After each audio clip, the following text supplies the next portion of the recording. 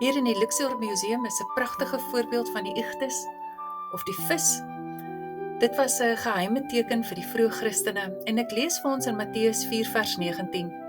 En hy sê vir hulle, kom agter my aan, en ek sal julle vissers van mense maak. In die eerste eeu na Christus se opstanding, kon gelowiges nie openlik hulle geloof beoefen nie. Die Romeinse owerhede het die Christene vervolg, en hulle was soms deur hulle medeburgers uitgelewer.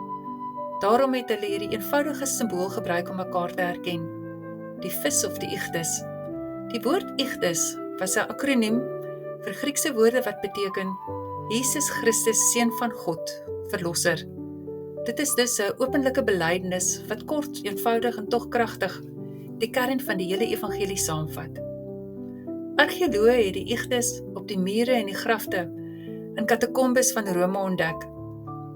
Hier in die donker ondergrondse gange het gelowiges stilweg vergader en mekaar bemoedig. Dit is soms net klein krapmerke in 'n klip, en ander kere was dit saam met brood en wyn, 'n herinnering aan 'n nagmaal. Dit was vir hulle 'n teken van hoop, van ewige lewe, 'n stil getuienis dat Christus steeds teenwoordig is in die donker tye. En vir vandag geld presies dieselfde vir my en jou. Die evangelie gebruik ook baie dikwels die beeld van vis, soos die nette wat oorvloedig vol geraak het, die 5 brode en 2 visse wat duisende gevoed het, 'n muntstuk in die vissebek, en Jesus wat vis braai vir sy disippels na sy opstanding. Alles wys na Jesus se voorsiening, hoe hy voed en lei en hy bring lewe.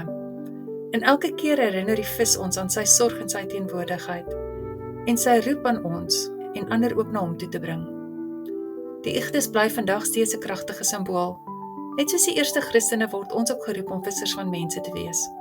So moet ons die evangelie net so oordra, eenvoudig en duidelik, nie net deur woorde nie, maar ook deur dade. Die vis herinner ons behoort aan hom. Hy is ons hoop en hy is ons lewe. Jesus Christus, Seun van God, Verlosser.